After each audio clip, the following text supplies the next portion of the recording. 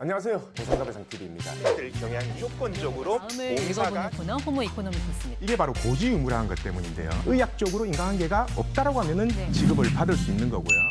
안녕하세요. 교통사고 전문 장슬기 변호사입니다. 교통사고로 인해 피해자가 발생했는데 피해자가 중상해를 입거나 사망한 경우 또는 12대 중과실 위반으로 교통사고가 발생한 경우에는 반드시 형사처벌을 받게 되거든요. 가해 운전자가. 이런 경우에 형사 절차가 이렇게 진행된다는 걸 알려드리려고 해요. 일단 교통사고가 발생하면은 경찰 조사를 받아요. 교통사고로 경찰 조사를 받을 때에는 묻는 질문은 거의 정해져 있어요. 일단 그 운전자의 인적 사항을 묻고 사고 발생이 어떻게 됐는지 그 경위를 묻고 또 왜 사고를 일으킨 것 같은지 그런 생각을 묻고 마지막에 꼭 피해자랑 합의했냐 아니면 합의의 의사가 있냐라는 질문을 반드시 해요. 이 마지막 질문에서 알 수 있듯이 교통사고의 경우에는 피해자랑 합의했는지 여부가 사실 모두 결정한다고 생각하시면 돼요. 음주운전이나 뺑소니 같이 악질의 교통사고가 아닌 이상 피해자와 합의했는지 여부가 형사재판의 결과를 결정해 주거든요. 근데 대부분의 운전자들은 피해자나 피해자 가족들에게 어떻게 연락을 해야 될지조차 몰라요.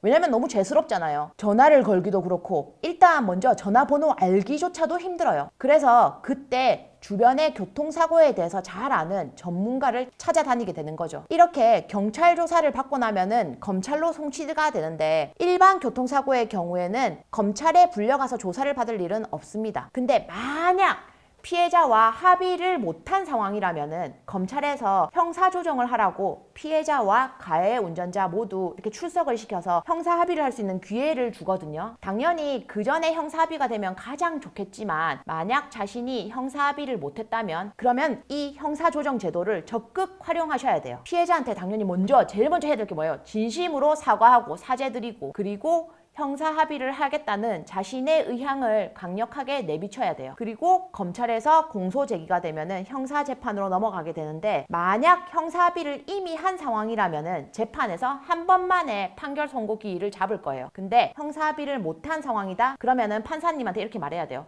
형사 합의를 하기 위해서 기일 한 번만 더 잡아주세요. 라고. 그리고 그 시점을부터 피해자에게 적극적으로 연락하고 최선을 다해서 형사 합의를 해야 돼요. 자, 이게 교통사고 형사재판의 진행 과정입니다. 제일 제가 많이 한 말이 뭔 것 같아요? 당연히 형사합의라는 말이에요. 자신이 교통사고를 일으켰다고 하더라도 형사재판 절차에 대해서 잘 아는 변호사보다는 사실은 형사합의를 잘 이끌어낼 수 있는 변호사를 찾아야 해요. 그리고 만약 자신에게 운전자 보험이 있다고 한다면 더더욱이 그 보험에 대해서 잘 아는 변호사를 찾는 게 당연하겠죠. 자, 기억하세요.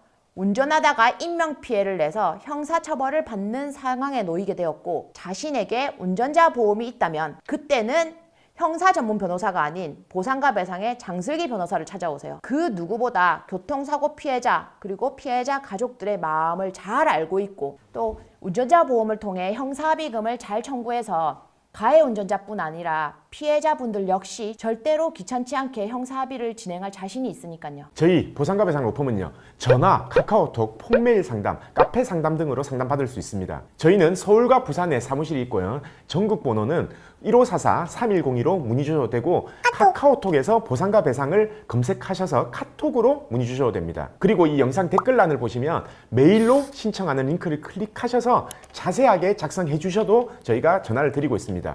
단 이게 후유장애가 남지 않는 2, 3주 진단 같은 경우에는요.